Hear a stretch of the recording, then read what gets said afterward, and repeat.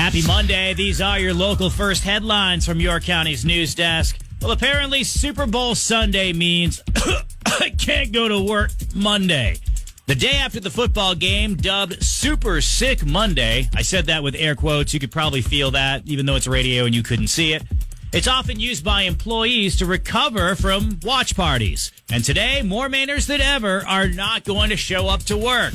Across the country, 26.2 million U.S. employees plan to miss work today. Now, even before we knew the Patriots were going to be in it, and, well, before we certainly knew the dream season was going to come crashing down on the largest platform known to man, but more on that later, the Harris poll surveyed 1,288, I know, random number, adults ages 18 and older from January 15th to the 20th.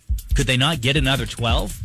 Estimates were calculated using the U.S. jobs report from December of 2025 on the number of employed U.S. adults. Of the 26.2 million employed Americans who plan to miss work today, only half said they were actually prepared for it.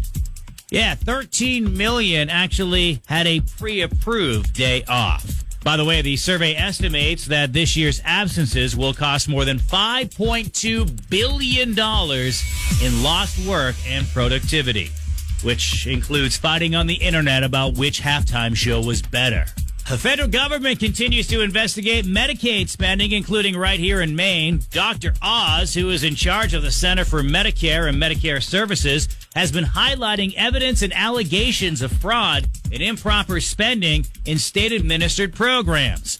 It found that Maine made more than $45 million in improper payments for autism services. The investigation in this case found that payments appeared to be more of a result of errors than fraud. Oz says he's written a letter to Maine Governor Janet Mills demanding more information about how the state is preventing fraud.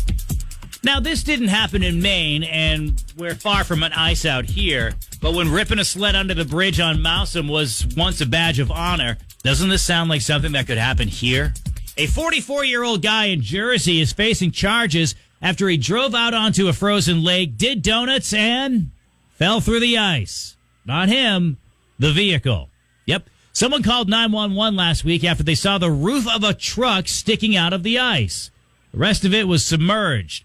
They didn't know if anyone was in or not, but wait, there's more. It's about more than you. When you commit an act like this, when you do something like this, there's a lot of other lives on the line. They're responding to a call where there may be a victim.